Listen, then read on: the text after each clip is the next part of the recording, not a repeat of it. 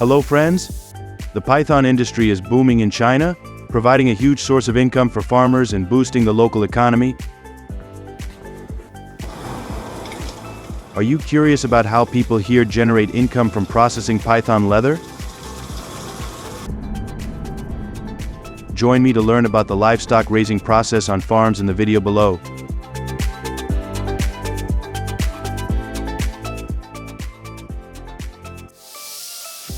Today, I will take you to a farm in China and hear the story of a herder here. You will be very surprised to hear this farmer's story. In Anbin village, Guangdong province, China, farmer Truong Fuch's life has completely changed thanks to the python business. Previously, Truong Fu's family was very difficult. He said that a man introduced himself as an expert in python farming and shared success stories about python farming models in other localities. With the capital he saved, Truong Fu bought a few python breeds and started building a simple barn.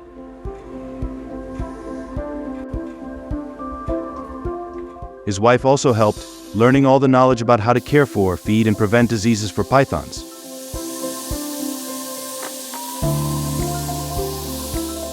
At first he encountered many difficulties, but he persevered with animal husbandry.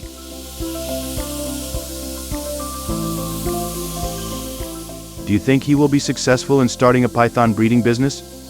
Please leave number 1 if you believe Truong Fu will expand its business model.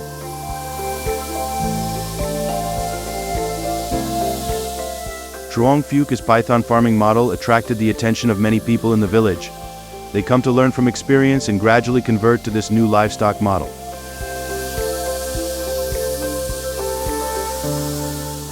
Thanks to that, Anbin village became a famous python farming village throughout the region, contributing to promoting local economic development and improving people's lives.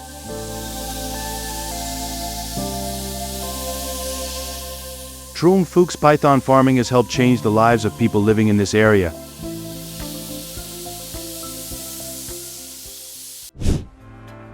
Before feeding pythons, people will check the python's health, ensuring that they are eligible to eat.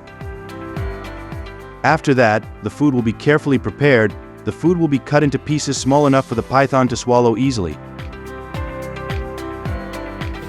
Python is only a few days old and people will feed it 2 to 3 times a day, using food that is soft and easy to digest. As the python matures, the amount of food will be increased and the feeding frequency reduced to 1 to 2 times per week. At this time, the python's main food is large poultry such as chickens, ducks, and geese. This large amount of poultry food provides enough nutrition for pythons for about 10 to 15 days. After that, the python will enter a fasting period, helping the digestive system to rest and recover.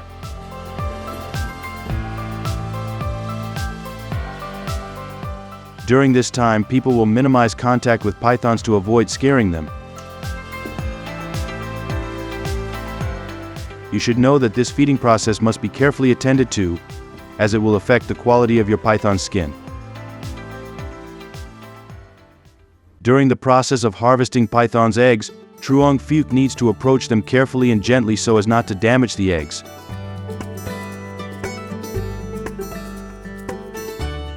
They usually enter the reproductive period after about 4 to 5 years of age, and the breeding season usually takes place in spring and summer.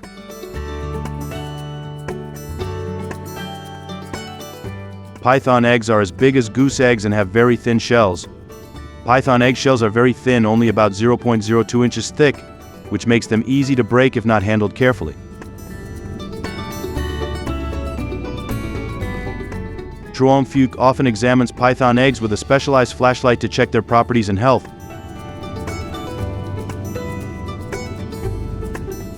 This helps him detect early signs of bacteria, fungus, or any other problem that could affect the development of the egg or the health of the newly hatched python.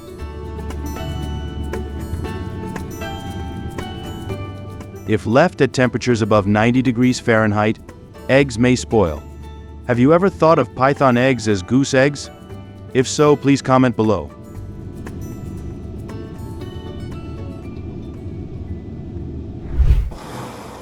The process of processing python meat for skin in China is often done using manual methods different from processing factories in the US. An important part of this procedure is to stun the python with CO2 gas, ensuring no pain for the python. Then the head of the python is removed to facilitate cleaning of the internal parts.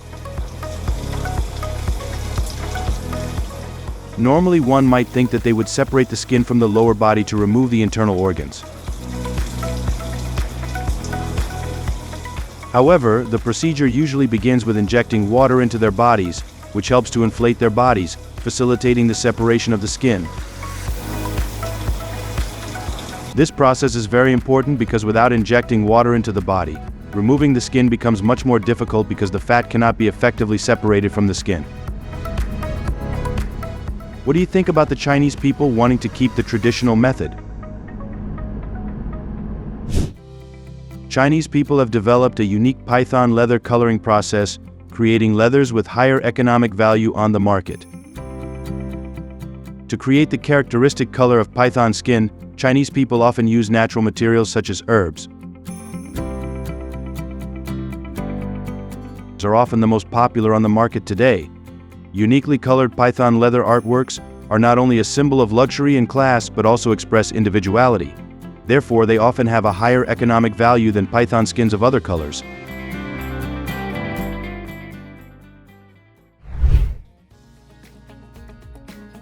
Do you understand the value of a branded handbag you carry with you? They are more than just an ordinary piece of jewelry if you understand its importance. Next, I will introduce to you a product. Conovis brand python leather handbag PW03 is a symbol of luxury and class.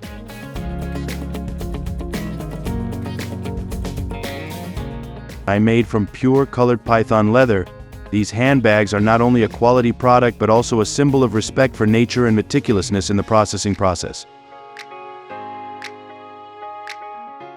In the Chinese market, Conovis python leather handbags are highly appreciated for their quality and value by their owners. Owning a Conovis python leather handbag is not only owning a luxurious fashion item but also a way to express personal style and sophisticated taste. Therefore, owning a Conovis python leather handbag is not only a purchase but also an investment in a part of yourself, showing class in the eyes of everyone.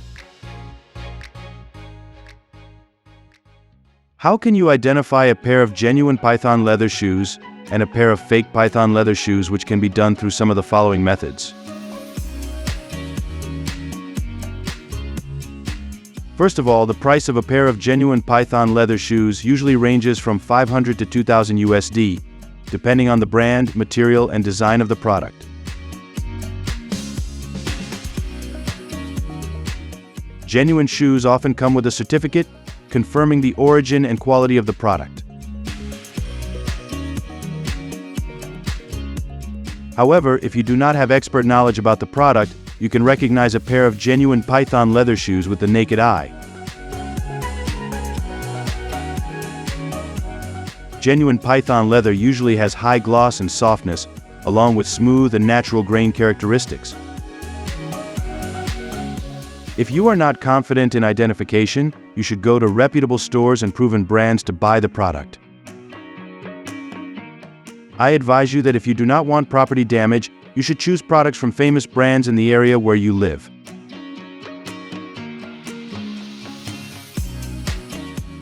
Comment number 1. If you want to see more information on how to check the quality of products made from genuine python leather. Comment 0 if you want to process python leather using modern technology.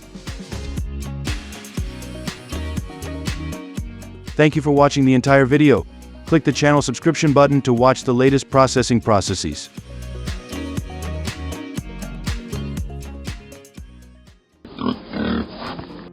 While most wild pigs in the U.S. are free-roaming, a small number are raised by farmers in controlled environments similar to domestic pigs.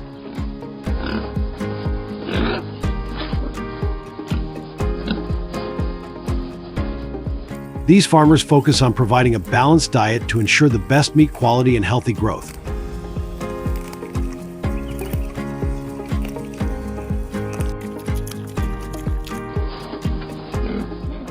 A typical feed mix includes grains like corn, soybeans, and barley for carbohydrates and protein.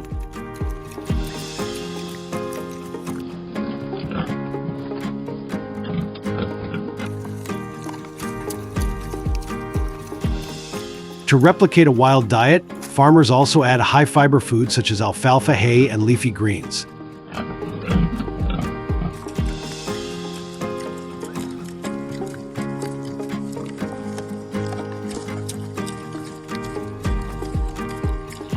This fiber is essential for maintaining proper digestion and promoting gut health in wild pigs.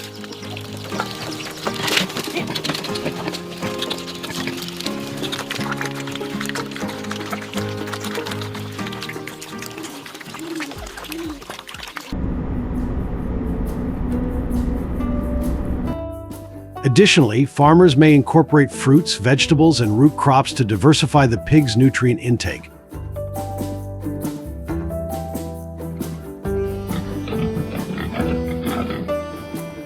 The feeding process is carefully managed with set meal times to ensure consistent weight gain and minimize aggressive behavior.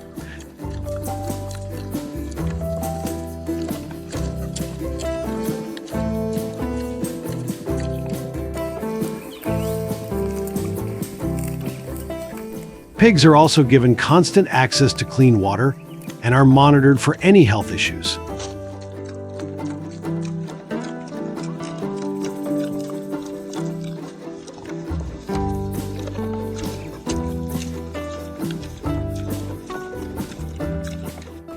Farming documentaries often showcase this meticulous process, revealing how farmers balance nutrition to produce high-quality, flavorful wild boar meat.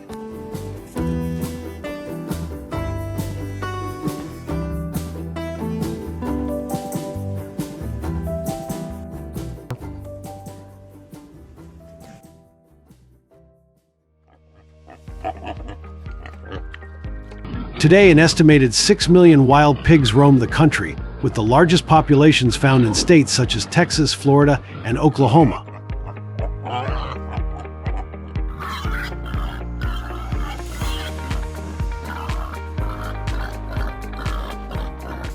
The animals have adapted to a variety of environments, from forests to grasslands, and are known to cause more than $1.5 billion in damage to crops, landscapes, and wildlife habitats annually.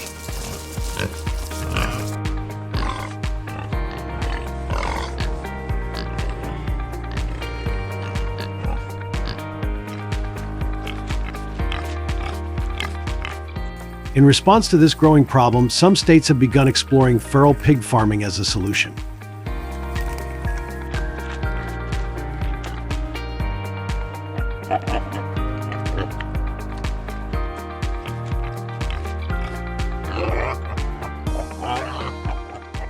Farming documentaries highlight this trend, showing how farmers are turning invasive pigs into a profitable source of meat.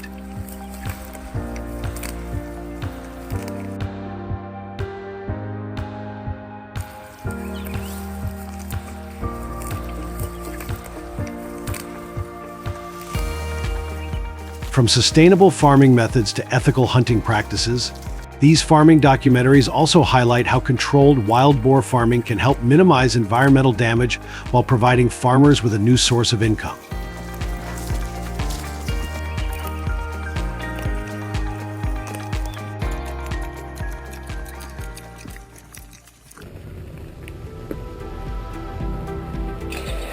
Feral hog trapping is an essential tool for controlling the growing population of feral hogs across the United States.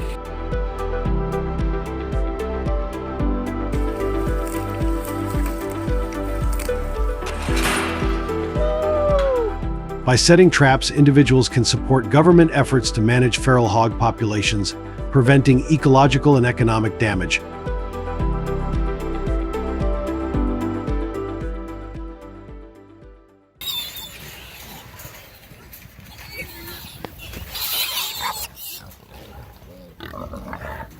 Trapping is not only a practical way to control these pests, but also provides an opportunity to harvest wild hogs for meat, a practice that is becoming increasingly popular.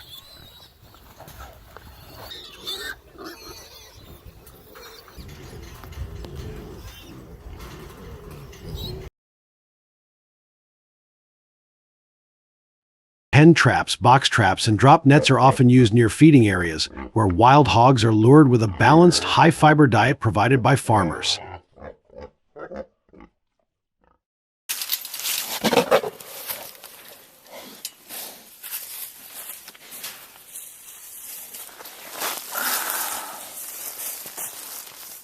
This method ensures a higher success rate by targeting pigs that frequent these feeding areas, while also capturing healthy and well-fed animals.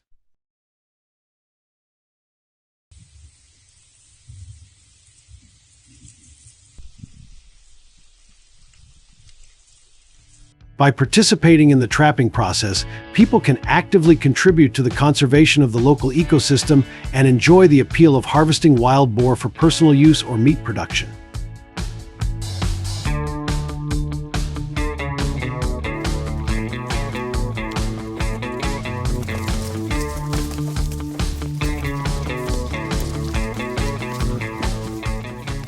What do you think about the advantages and disadvantages of this method of trapping wild boar?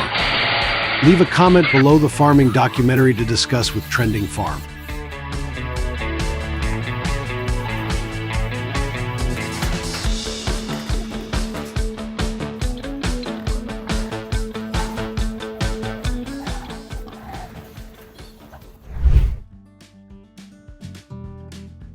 Through this farming documentary, we want to give you an overview of how American farmers handle wild boar meat.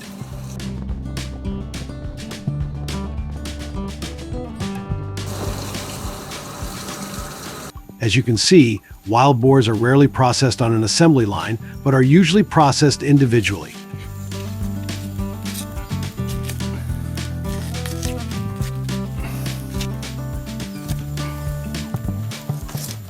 The secret to choosing safe meat and attractive flavor is that it needs to be done meticulously and carefully.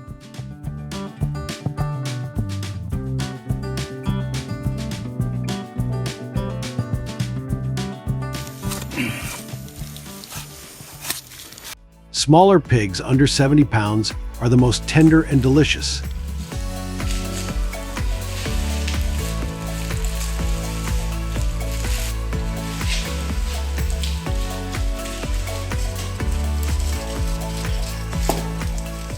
In addition, according to research conducted before the formation of this farming documentary by Trending Farm, the larger the wild boar, the greater the risk of potential diseases.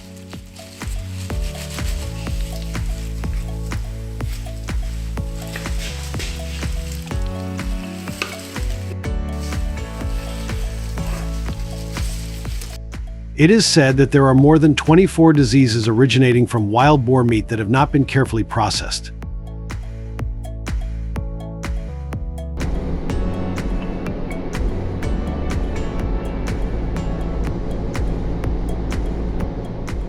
Quickly follow Trending Farm's video to learn how to clean wild boar meat in the safest way.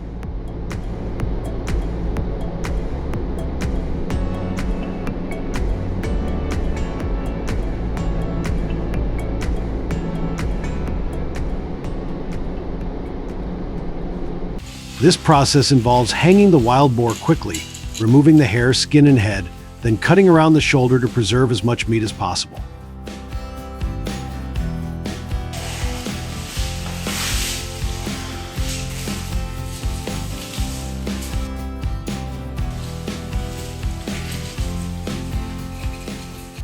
Parts such as shank, belly, ribs, and loin are separated, and the meat is kept immediately on ice to maintain quality.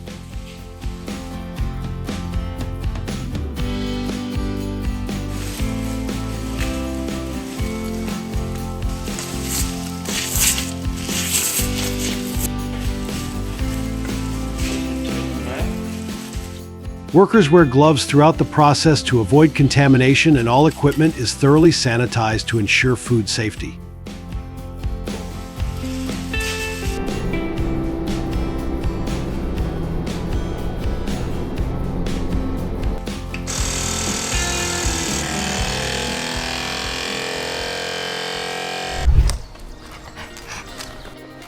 The hard work of raising and harvesting wild and farm-raised pigs results in wild boar meat's impressive nutritional profile.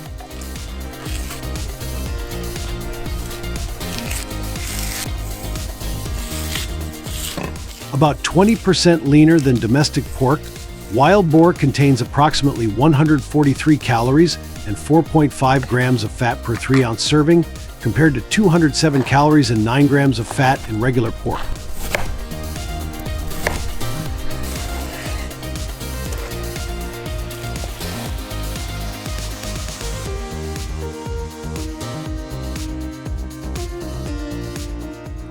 Additionally, it offers around 26 grams of protein per serving, along with essential nutrients like iron 3.5 mg, zinc 2.5 mg, and B vitamins crucial for energy production and immune function.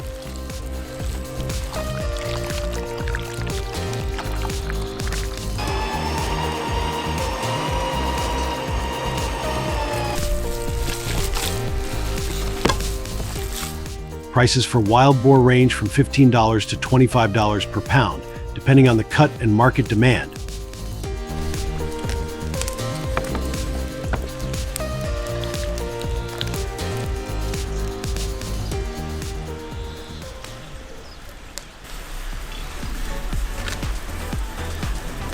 Popular processing methods in the U.S. include smoking, curing, and making sausages, with wild boar bacon and chorizo being particularly sought after for their unique flavors.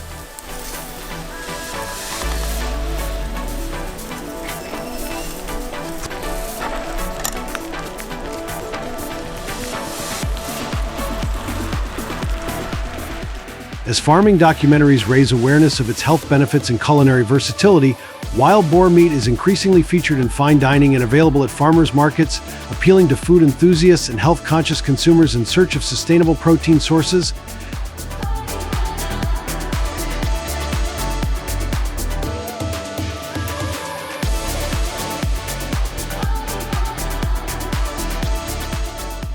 There are still many farming documentaries airing on Trending Farm channel at 8 a.m. and 8 p.m. waiting for you to discover.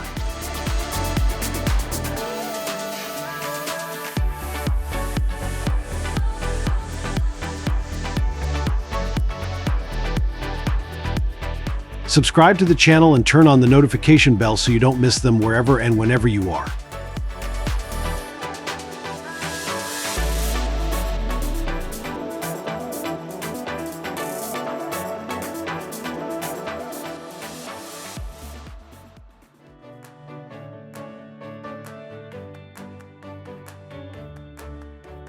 AI technologies are gradually developing and created by human hands. What if each processing factory gradually has fewer people working? Please share your thoughts below in the comments section of this video. And lastly, don't forget to recommend the channel to your friends so they can watch too. Thank you and goodbye. See you again in the next videos.